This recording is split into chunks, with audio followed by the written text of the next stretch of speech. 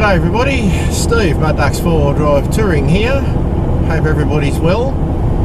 Something a little bit different this weekend. I'm going for a day drive. I'm meeting a group of friends up around the Gloucester area. We're going to go and check out the Gloucester Chill Festival, and I might have a look at the caravan park and maybe shoot a little article on that perhaps. Anyway, not a lot to tell you. I'm in the Ranger, I'm solo, Kaz is at work, and the other crew are all off in front of me in their various vehicles and caravans and stuff. They're staying the night. I can't, I've got other engagements. So I'm going up for a Gloucester day run basically, see what we can see. That side I think I get in trouble for saying a lot. See what we can see. Les? Okay, catch up with you guys a little bit later on. Cheers. Well, I'm back at the Gloucester Chill Festival. We come to the car show section, so I'll give you a look around this. Gran Torino, looks like Starsky and Hutch's car. Sort of everything here. XC, XA, 2 doors, more XCs, XBs, all things that I love. All these old XEs and XA Falcons and stuff.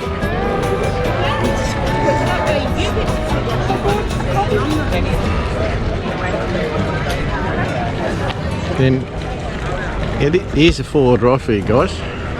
This one here, I reckon not a lot will stop it. I mean,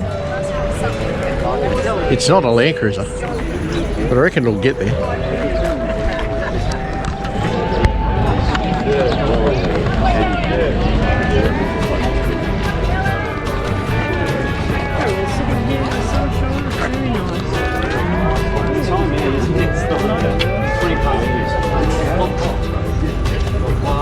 Probably the world's most comfortable ride, I don't reckon.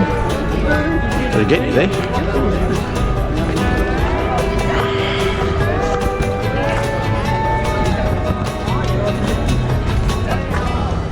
Very tactical.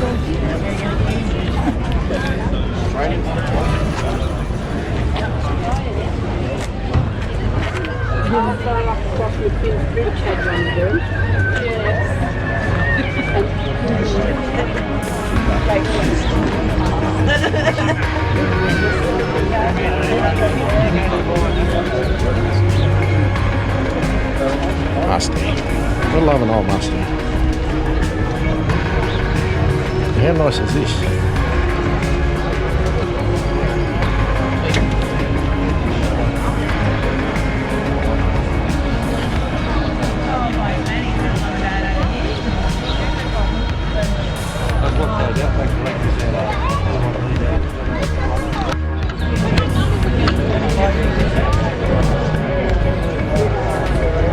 I better stick to the 4-wheel drive theme after all. Cut down 60 series.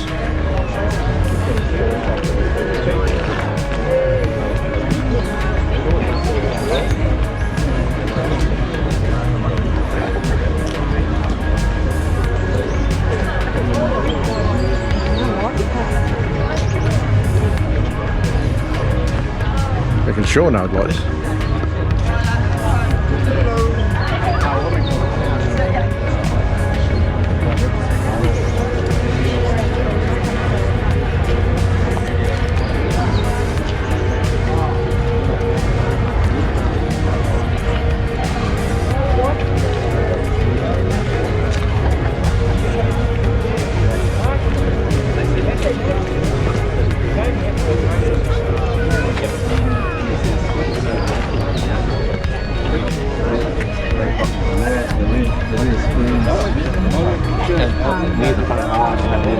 Because I had to fit it in with work. Yeah, more than little buff bars and plus one. Then you go out there with work.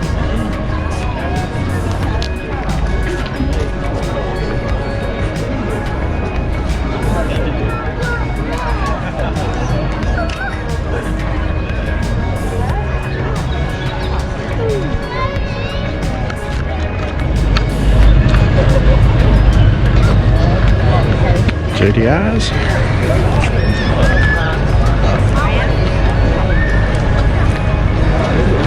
Camaro. Old Buick. So Daniel copying that.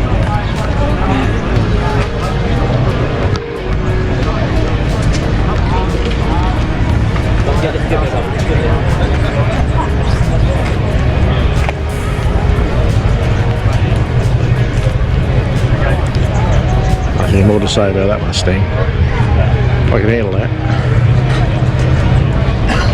Or that.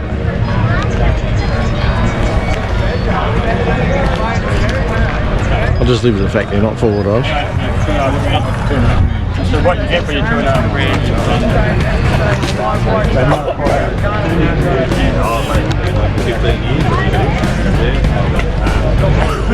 They do it.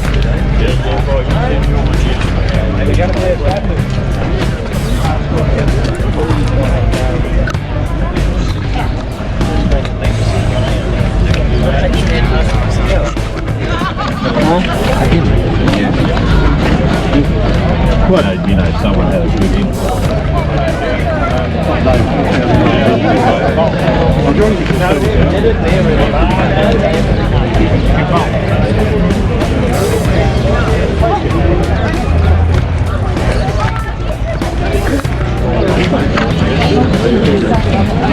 Board badges on the side. Yeah, I think that's what it's supposed to be. Just the way. Thank you. Oh, cool timer.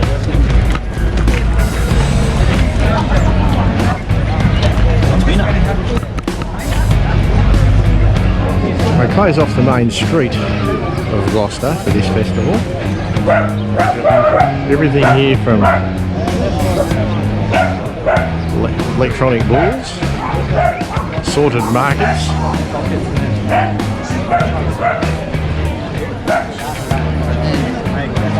Where it is.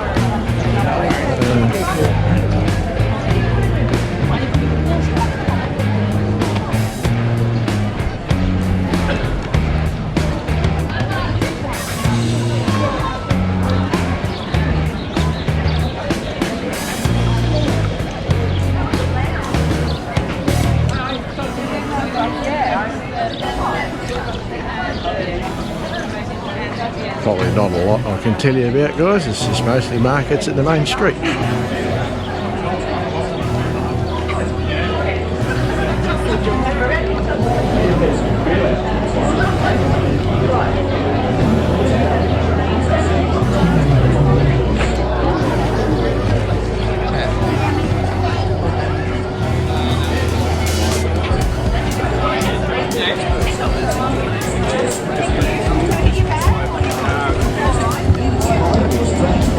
Ladies and gentlemen, we have the Science and Engineering Show, which started. I'm just going to get John to tell you about it.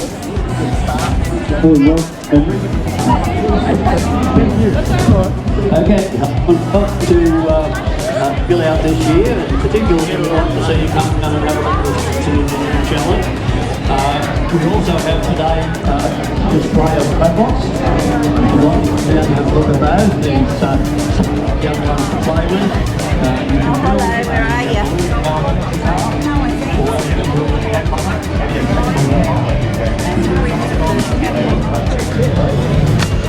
As you can see, guys, it's mostly markets and stuff.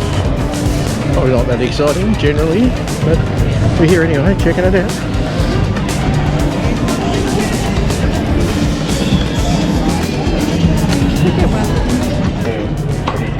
Staggered start for this handicap wood chopping. 26, 27, 28, 29, 30, 31, 32, 33, 34, 35, 36, 37, 38, 39, 40.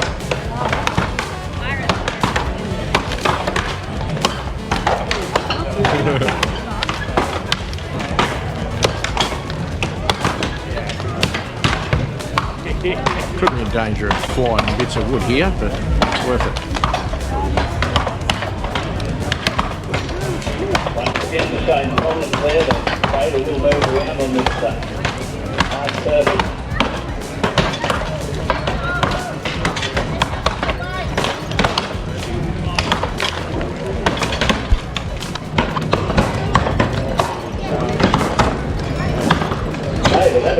Man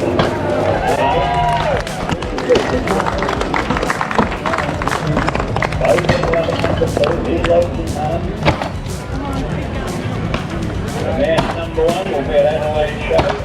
Remember?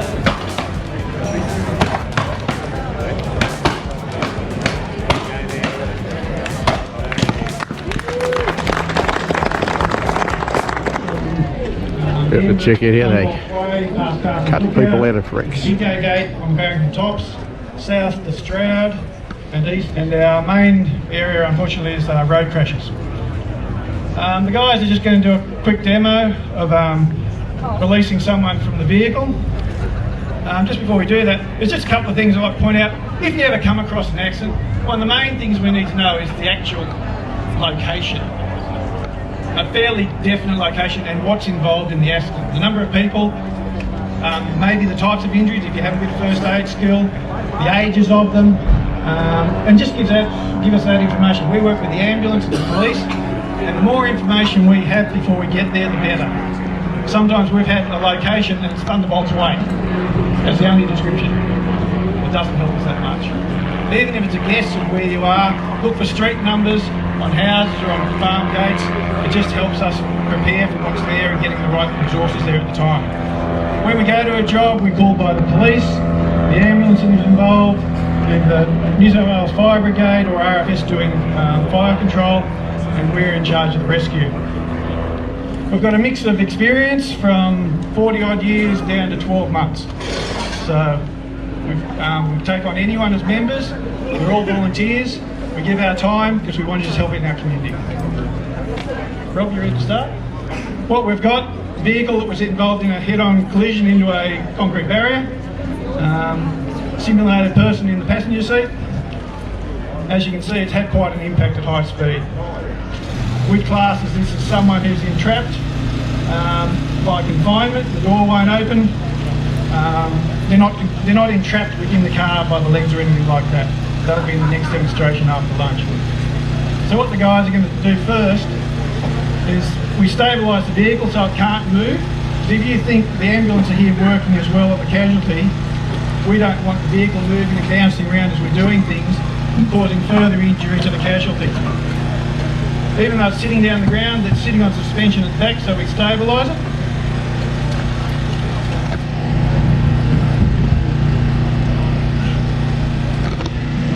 And the guys are going to get access by taking the two doors off and cutting out the B-pillar on the other side. Others will cut through the drawbar on the tow bar. I'll just do some other cutting later showing how these are cutting with this stuff.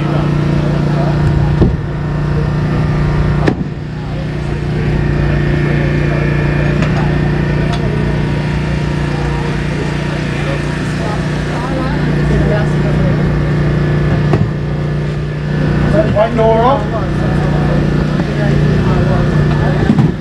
In a normal situation like this, we probably have an ambulance officer sitting in the car doing work on the casualty already, or maybe two of them in there, someone into the windscreen. If the windscreen was heavy, we would have removed that to start off with.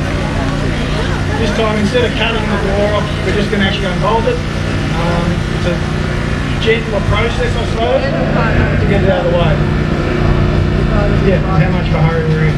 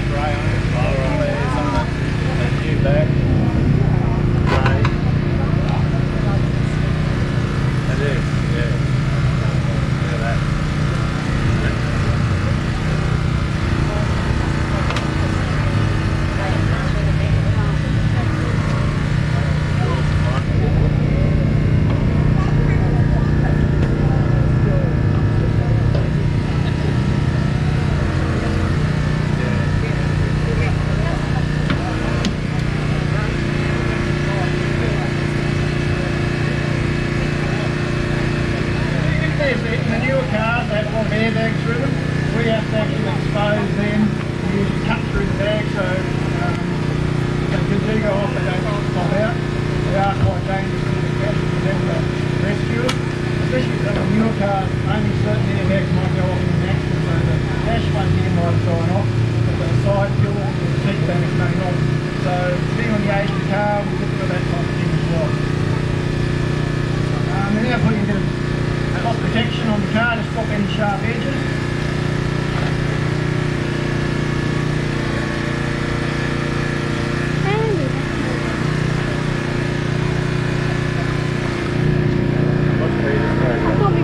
What this is doing, if we want to actually get the back of the seat out of the way. Here it is. Because it's jammed forward from the impact. Impact. There's a lock to it. Standing in front of your wife and the registers are there. Lights on, So Rob comes in behind and supports the casualty while they're doing it in the seat.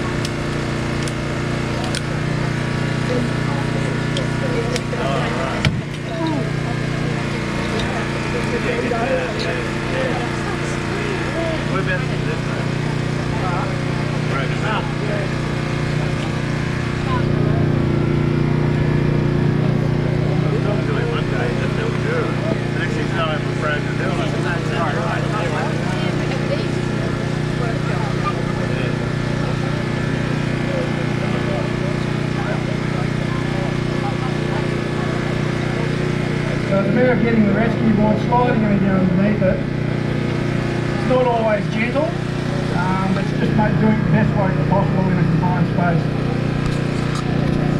before we can actually do anything. That's just the process of working the team lifting out. We've got a reasonably heavy casualty here, about only 50 or 60 kilos. We get someone who's over 100 kilos to get the board.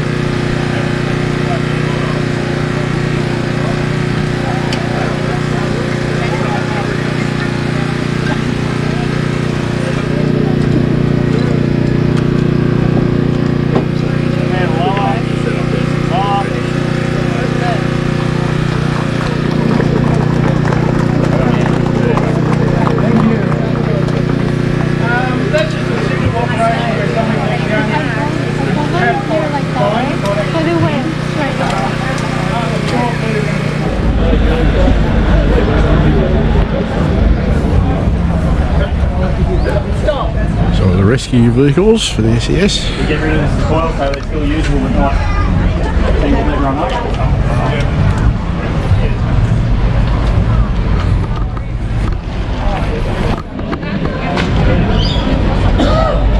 The 100 series. That's 105, probably.